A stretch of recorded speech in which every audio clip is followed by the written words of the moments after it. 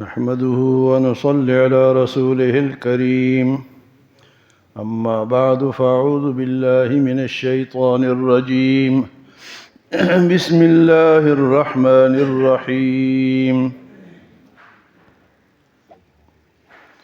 خلق السماوات والأرض بالحق يكبر الليل على النهار ويكبر النهار على الليل وسخر الشمس والقمر كل يجري لأجل مسمى ألا هو العزيز الغفار خلقكم من نفس واحدة ثم جعل منها زوجها وأنزل لكم من الأنعام 8 أزواج يخلقكم في بطون أمهاتكم خلقا من بعد خلق في ظلمات 3 ذلكم الله ربكم له الملك لا إله إلا هو فأنى تؤفكون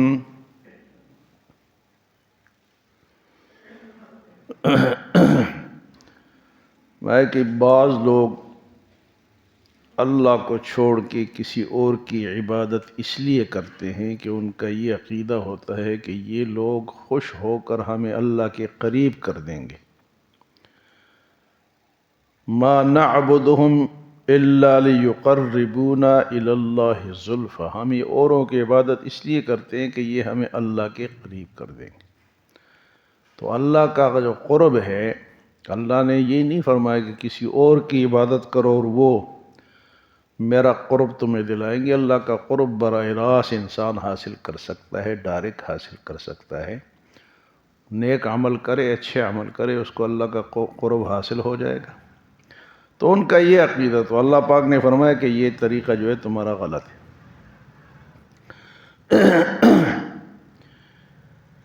پھر اللہ پاک نے فرمایا کہ اس کو اگر اولاد کی ضرورت ہوتی تو جس طرح یہ لوگ کہتے ہیں کہ اللہ کی اولاد ہے، تو اللہ کی تو پھر بے شمار اولاد ہونی چاہیے تھی.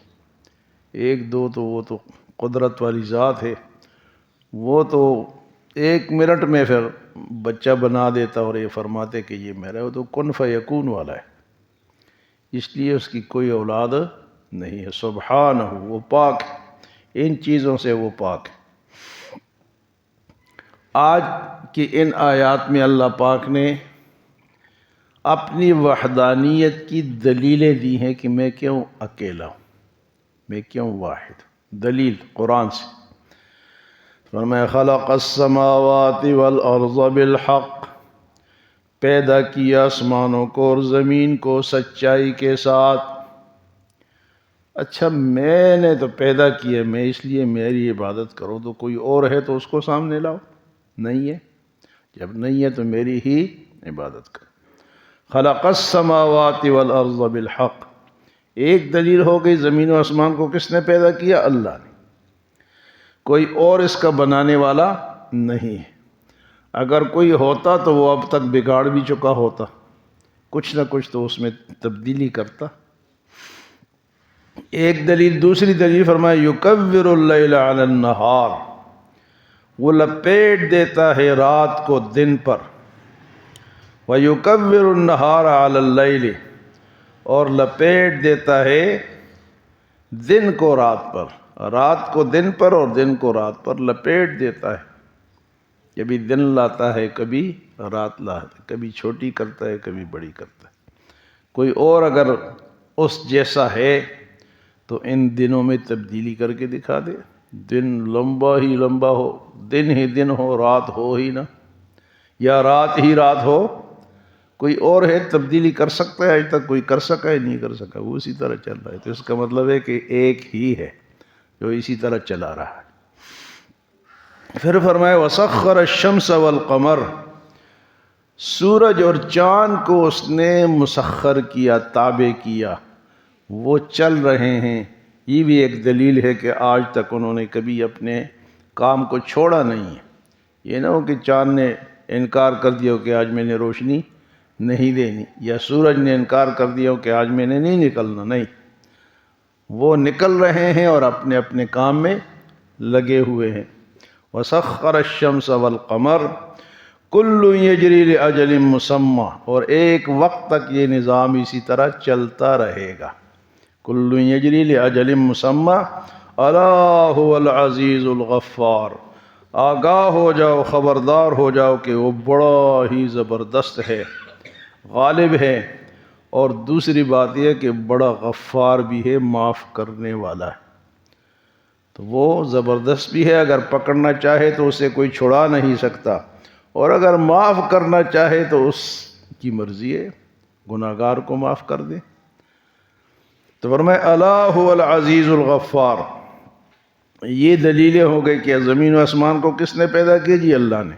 رات دن کا نظام کس کے پاس ہے؟ اللہ کے پاس۔ سورج چاند کا نظام اللہ کے پاس۔ فرمایا کہ وہ زبردست بھی ہے، پکڑ بھی سکتا ہے، لیکن اگر معافی مانگو گے تو وہ غفار بھی ہے، وہ معاف بھی کر دیتا ہے۔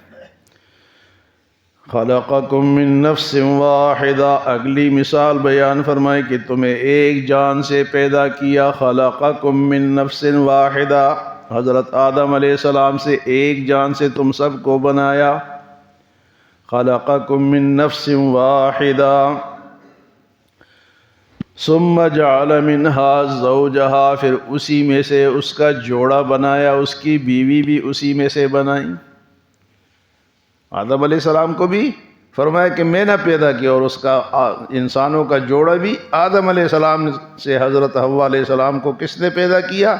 اللہ نے، پسلی سے آدم علیہ السلام کے۔ تو اس لیے فرماتے ہیں کہ عورت ٹیڑھی پیدا ہوئی ہے، اور اس کو ٹیڑھے کے ساتھ ہی چلاؤ، اس کو سیدھا نہ کرو، سیدھا کرو گے تو یہ ٹوٹ بھی سکتی ہے۔ ہوتی ہے نا، عورتیں بات ہی نہیں مانتی ہے، یہ کہو یہ نہیں جی یہ ٹھیک نہیں، یہ کرو، میں یہ ٹیڑھی ہے، اس کو ٹیڑھے کے ساتھ ہی چلاؤ۔ خلقکم من نفس واحدہ، پیدا کیا تمہیں ایک جان سے، ثم جعل منہا زوجہا، پھر اسی میں سے تمہارا جوڑا بنایا۔ وَأَنزَلَ لَكُم مِّنَ الْأَنْعَامِ ثَمَانِيَةَ أَزْوَاجٍ، اور تمہارے لیے جانوروں کے 8 جوڑے بنائے۔ ثمانیۃ ازواج، جانوروں کے 8 جوڑے، کون کون سے جی؟ گائے نر اور مادہ کتنے ہو گئے؟ 2۔ اونٹ نر اور مادہ کتنے ہو گئے؟ بکری نر اور مادہ کتنے ہو گئے؟ 6۔ اور بھیڑ نر اور مادہ، 8 جانور۔ تو یہی جو 8 جانور ہیں نا، یہ انسان اس کو کھاتا بھی ہے، حلال بھی ہے، قربانی میں بھی ان کا ذکر ہے۔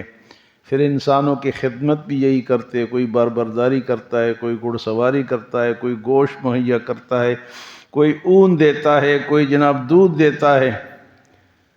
تو ان 8 میں بھینس بھی شامل ہے، وہ گائے کی طرح ہے۔ اس کا ذکر تو قرآن میں حدیث میں نہیں ہے، لیکن یہ فقہائے کرام کا کمال ہے کہ اس کو گائے جیسا کہہ کر حلال قرار دیا ہے۔ ورنہ بعض لوگ کہتے ہیں ہم صرف حدیث پہ عمل کرتے ہیں، حدیث میں بھینس کا ذکر ہی نہیں ہے۔ کیوں؟ کہ عرب میں بھینس ہوتی نہیں تھی، اب بھی نہیں ہے، لیکن عرب میں ابھی بھی میرا خیال ہے دودھ وغیرہ وہاں نہیں ہے بھینس کا، لیکن یہاں ہم ہڑپ کرتے جاتے ہیں، دودھ ہڑپ کرتے جاتے ہیں۔ اب یہ اس کا ذکر نہیں ہے، لیکن حلال ہے، دودھ بھی حلال ہے۔ تو یہ فقہائے کرام نے حدیث کے مطابق اس کو قیاس سے حلال قرار دیا۔ قیاس یعنی گویا کہ یہ گائے جیسی ہے، گویا کہ یہ گائے جیسی۔ تو فرمایا کہ ثم جعل منها زوجها، پھر اس ایک انسان میں سے جوڑا بنایا، اس کی بیوی۔ وَأَنزَلَ لَكُم مِّنَ الْأَنْعَامِ ثَمَانِيَةَ أَزْوَاجٍ، اور تمہارے لیے جانوروں کے 8 جوڑے اتارے۔ اتارنے کا مطلب یہ کہ بارش آسمان سے اترتی ہے تو وہ جانور کھاتے ہیں تو وہ پلتے ہیں، تو اتارنے کا مطلب یہ ہے۔ یخلقکم، اگلی دلیل سنو اللہ تعالیٰ کی کہ میں اکیلا ہوں کیوں ہوں۔ یخلقکم فی بطون امہاتکم، میں نے تم کو پیدا کیا تمہاری ماں کے پیٹ میں سے، خلقا من بعد خلق، ایک پیدائش کے بعد دوسری پیدائش، فی ظلمات ثلاث، تین اندھیروں کے اندر، ایک پیدائش کے بعد دوسری پیدائش، مطلب پہلے نطفہ ہے، پھر علقہ لوتڑا بنتا ہے، پھر خون بنتا ہے، پھر ہڈی بنتا ہے، پھر ہڈی کے اوپر گوشت چڑھتا ہے، پھر 40 دن کے بعد یہ پروسیس ایک ایک چلتا ہے، 40 دن، پھر 40 دن، پھر 40 دن، 4 مہینے میں جا کے ہماری شکل بنتی ہے۔ فرمایا خلقا من بعد خلق فی ظلمات ثلاث، ایک پیدائش کے بعد دوسری پیدائش، 3 اندھیروں کے اندر۔ کون سے 3 اندھیرے؟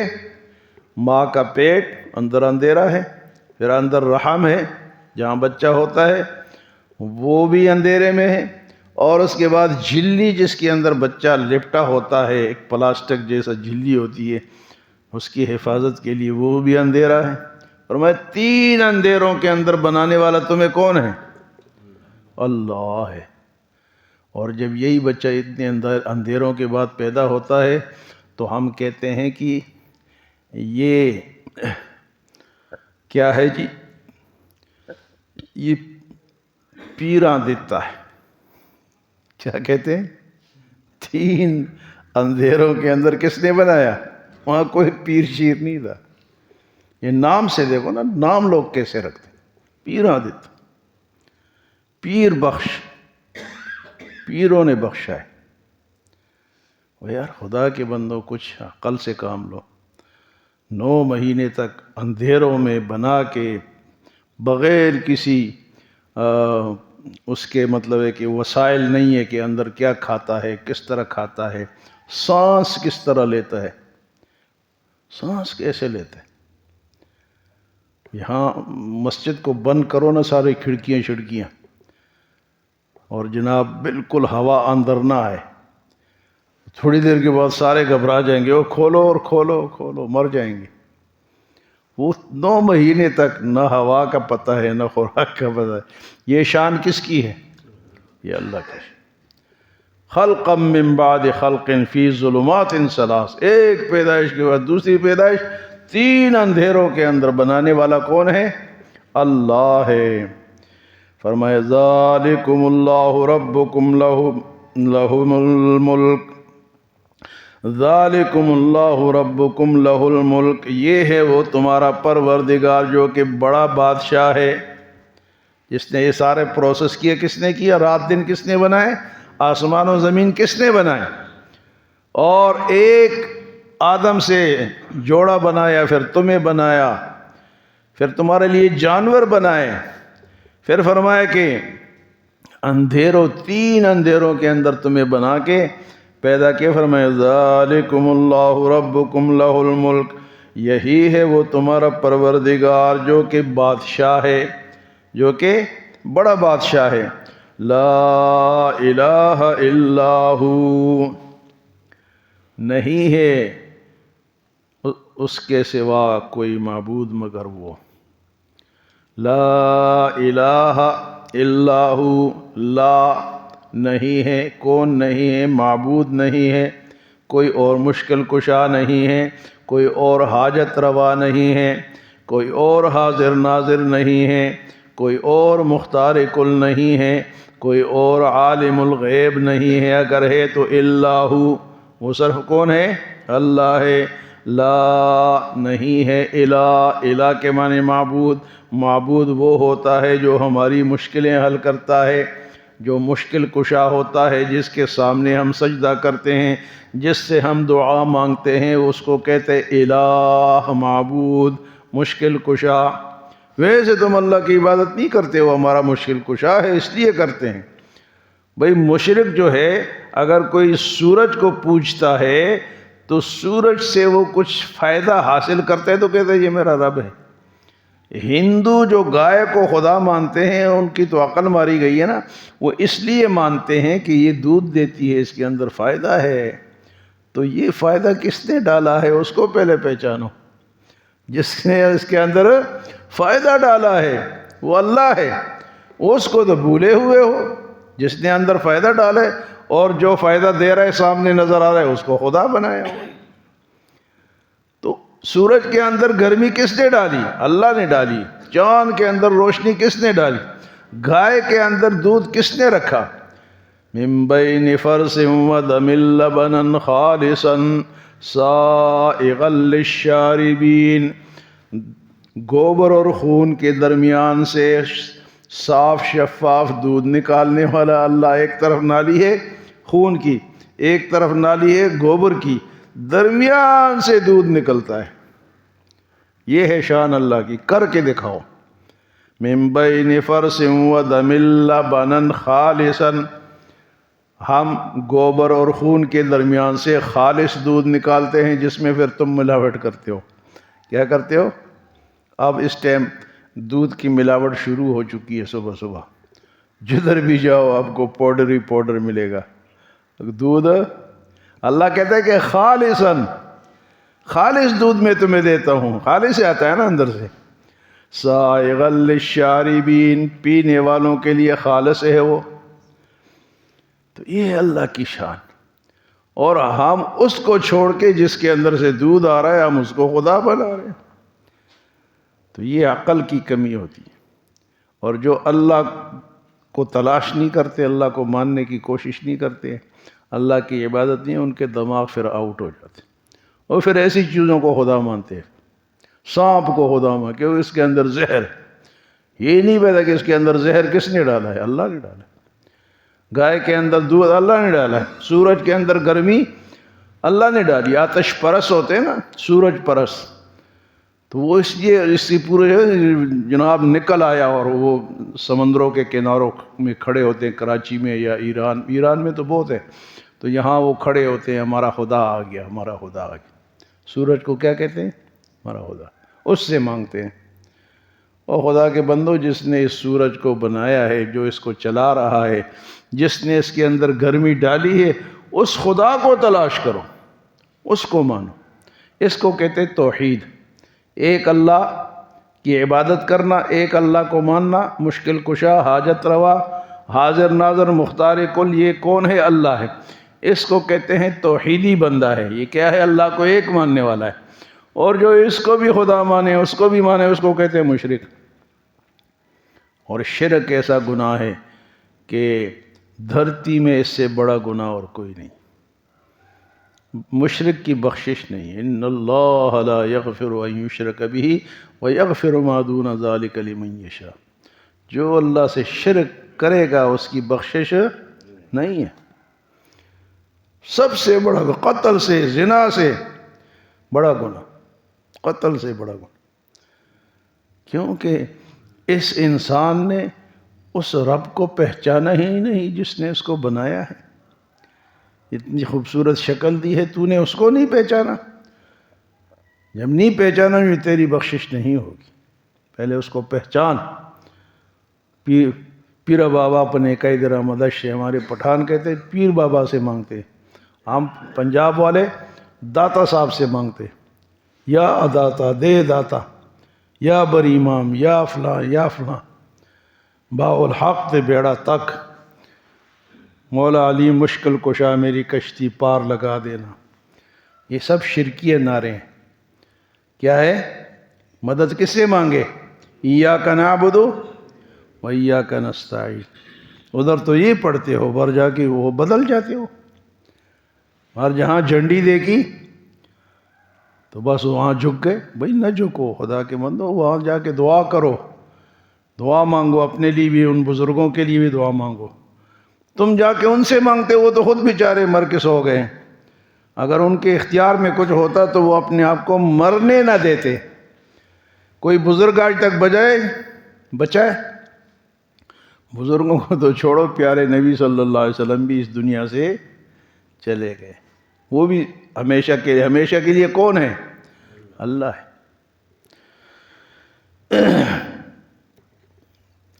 تو فرمایا کہ ثم جعل منها زوجها، پھر اس میں سے تمہارا جوڑا بنایا، وَأَنزَلَ لَكُم مِّنَ الْأَنْعَامِ ثَمَانِيَةَ أَزْوَاجٍ، 8 جوڑے جانوروں کے بنائے تمہارے لیے، يَخْلُقُكُمْ فِي بُطُونِ أُمَّهَاتِكُمْ، تمہیں پیدا کیا تمہاری ماں کے پیٹ میں، خلقا من بعد خلق، ایک پیدائش سے دوسری پیدائش پر، فی ظلمات ثلاث، 3 اندھیروں کے اندر، ذالکم اللہ ربکم، یہ ہے وہ تمہارا پروردگار جو یہ کام کرتا ہے، کوئی کر کے دکھائے۔ ذالکم اللہ ربکم لہ الملک، یہی ہے وہ تمہارا پروردگار جو کہ بادشاہ ہے، جس سارے اختیارات اس کے پاس ہیں۔ لا الہ الا ہو، نہیں ہے کوئی معبود مگر وہی۔ فَأَنَّا تُصْرَفُونَ، پس کدھر چلے جا رہے ہو، کدھر تم نے منہ اٹھا کے کی، اور طرف جاؤ، اور طرف نہ جاؤ، اسی کی طرف آؤ۔ اللہ ہمیں عمل اور سمجھ کی توفیق عطا فرمائے۔ اللہ